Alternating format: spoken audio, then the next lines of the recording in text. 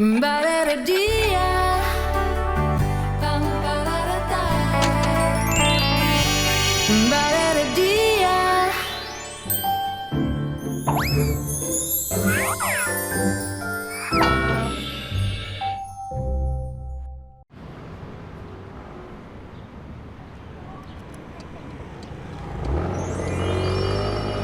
里就好。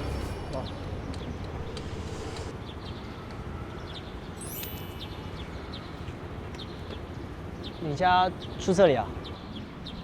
其实我家住在前面那里啦，只是因为我爸妈都管我很严，所以我想说在这边下车比较好。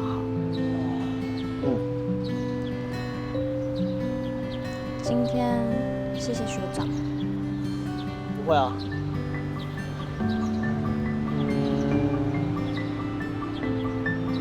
你今天玩的一定很累吧？哦，不累啊，不累啊，还 OK 啊。那就好。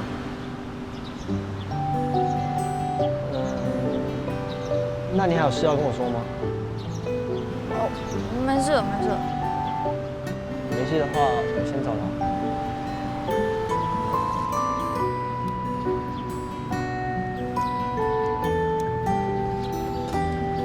拜拜。拜拜。哎，等一下，学长。怎么了？骑车小心。知道。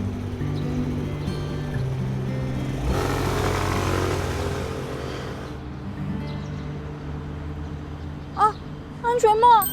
啊，学长！哎，等一下，学长！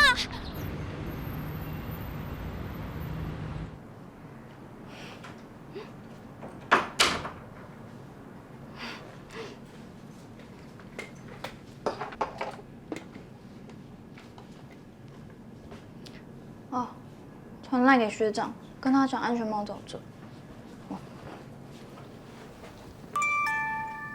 安全帽先放你那边，没关系。我真要传赖给他，哎，他怎么就先传来啦？不知道明天学长有没有课，我直接拿去学校还他好了。不用急着拿给我，先帮我保管。他怎么都知道我在想什么？太生气了吧！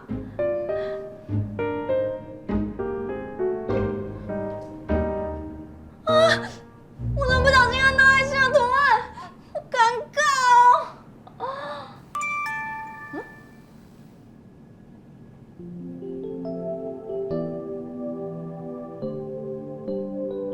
你这么快就到家了？没有，等红灯。红灯怎么这么久？红灯在等我打完赖。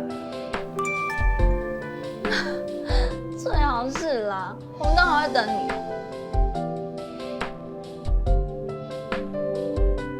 今天还开心吗？今天很开心啊，你呢？我也很开心啊，因为学会了一件事。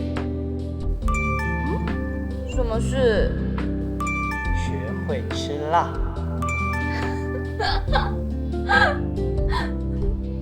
学长，不要再求我了啦！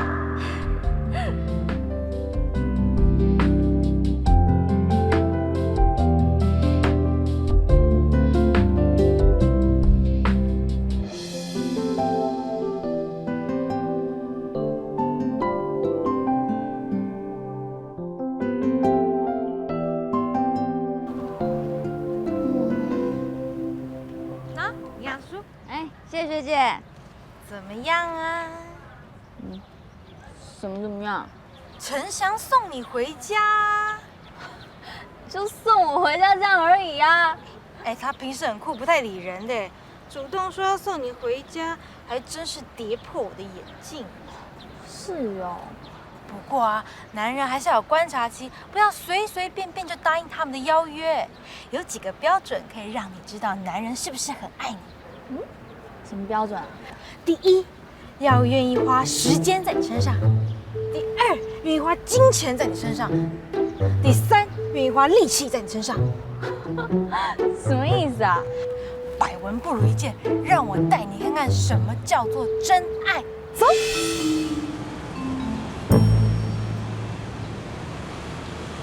妈没来啊？哎呀，等一下你就知道了。等一下。来，睡吧，慢睡。对不起啊，我今天被客户拖到了，所以晚到了。你看，再忙也愿意花时间在我身上。跟你介绍一下，这是我的学妹李思涵。思涵你好。你好。人家第一次带学妹来，你就让人家等这么久。好啦，你不要生气嘛。人家等好久哦，我的青春都浪费在这里了。你的头发白了。别生气喽，最新款的。真的耶，我最喜欢粉红色了。你看，要都愿意花金钱在我身上，厉害。就这样啊？还有嘞？还有啊，等一下陪你去唱歌、逛街、看电影，你想做什么都可以啊。你看，这叫做愿意花力气在我身上。好吧，看在你这么有诚意的份上，今天就原谅你啦。赶快点餐，我好饿哦。想吃什么？尽量点。要点什么好呢？算了，我来点好了。那我们要一份大份的薯条，然后拿铁大杯，鲑鱼凯撒沙拉也大份的，然后等一下，学姐，点太多了，怕吃不完。没关系啊，金主在这里呀。是啊，尽量点，不要客气。不会。有贝狗，我要吃贝狗。可以点柳橙汁吗？当然可以啊。学姐的交战守则让我受益匪浅，她真是个活教材。我用她的3愿意公式套入我与陈翔学长之间：一，她愿意花时间在我身上；思涵，学长你在这边？在等你哦。是啊。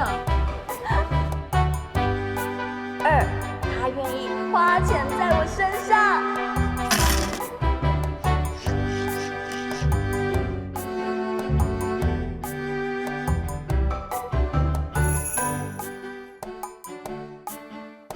三，她也愿意花力气在我身上。照这公式，学长应该是爱我的吧？思涵，学长，你拿这么多书干嘛啦？我要交报告用的啊。好，我帮你拿。谢谢学长。不会。有点多。你报告还没交啊？对啊，因为电脑坏掉，没时间拿去送修。那不我帮你看看。你会修电脑？拜托，我可是传说中的电脑大夫哎，所有的疑难杂症在我身上都会起死回生哦。是啊，好，谢谢学长。不客气。欢迎家庭大师洪英正老师。这个我不知道大家对这个暧昧啊，从这个剧情里面呢，你看到了啊蛮多的暧昧，就是说在爱情发展的过程中，那好像还蛮和谐的，看起来人模人样啊，看起来好像也还蛮可爱的啊哈，就开始有一些互动了啊。你觉得这个所谓的暧昧期或者所谓的彼此这样子没有说破的时间大概是多久？哇，我看到有很短的，也有比较长的哈，是。好，那这个我们5号的好朋友都是领先群毛哈，他是1个礼拜。我刚刚有稍微讨论一下，其实暧昧期跟理解期是可以分开的。就是如果你在暧昧的时候你才理解对方，我觉得那情愫太多了，你会被那个就像老师刚提到荷尔蒙所影响。是。对，那你不如就是说你暧昧期很短，互相喜欢，那我们就在一起，那我们就进入另外一个阶段，就是理解。是。那这样子我会觉得就是第一个你也比较好，有一个身份可以对别人好。所以你认为就是说快一点，对不对？让我们早一点进入到说，我们到底合不合适？对啊，这样的一个理解当中。您呢？1到2个月，哇，你看。有没有？对，因为我觉得这样差不多了。开始也有独处啊，然后其实你有开始会聊心事啊，你了解这个人过后，然后暧昧期就不用太久，因为你们彼此都知道彼此的心意了，对，就不用再拖了。其实像你们这样短呢，其实对，假如说以从男生的角度是蛮好的。为什么？因为这样花不太太多钱，对不对？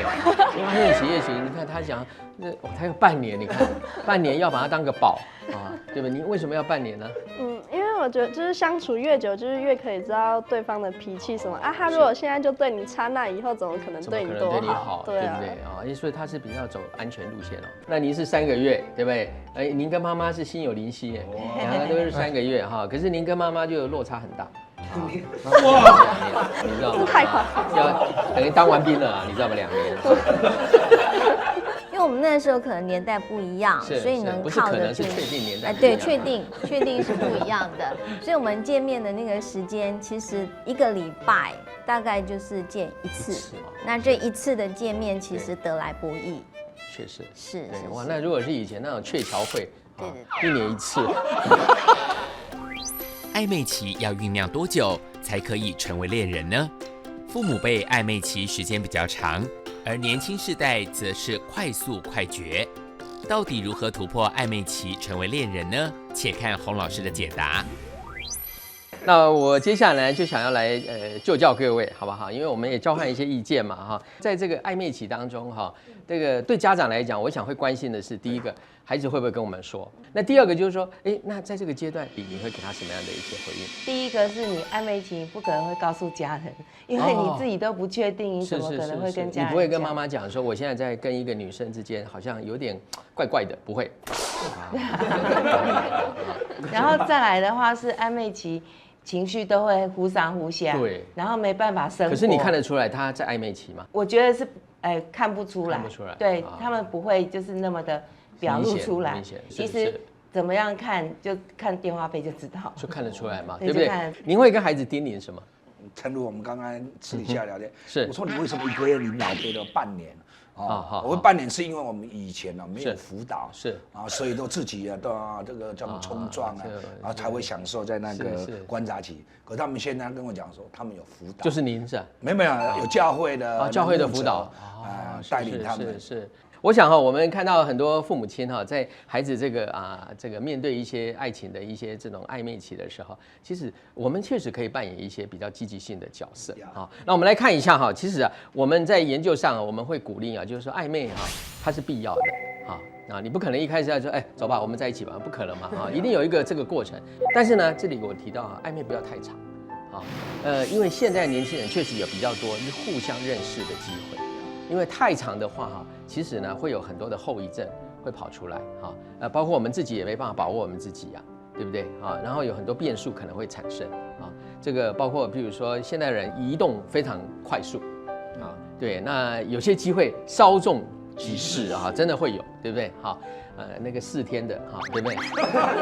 还有所有的关系都应该公开而且正式。您做了一个很好的一个说明，我也非常喜欢了。当我的孩子也好，或者我的学生也好，如果他有这样的一些感受的时候，其实他来找一个他认为可以谈心的人最好是他的稍微长一点的有一点点这一方面的训练或者是一些阅历的人，我觉得聊一聊是很好的。还有不要陷入三角关系我们千万不要去好像把自己这个从一开头呢就陷入一个混乱，而且可能会带来伤害的关系里面另外一个，我也不要允许人家把我当作是，譬如说他已经在跟一个异性交往，又把我当作是其中的一个参与者。这个是我们在面对暧昧的时候，我们可以有的一个态度。另外，我们再往下看我们看到了在这个阶段呢，就是鼓励大家呢，暧昧要怎么样？要有好朋友，有父母，有师长那这个跟我们之前各位还印象，我们说要有 participation 要让父母来参与对不对？让师长来参与，让辅导来参与。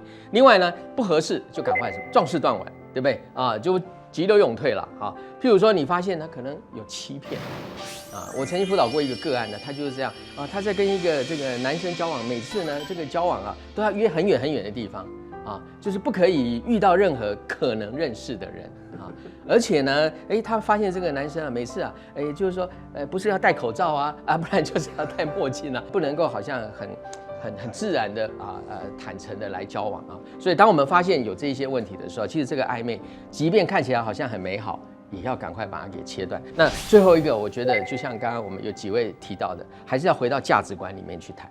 如果我们真的是人生的这个抱负不一样我们的理念思想都不一样，那么其实继续走下去也是枉然。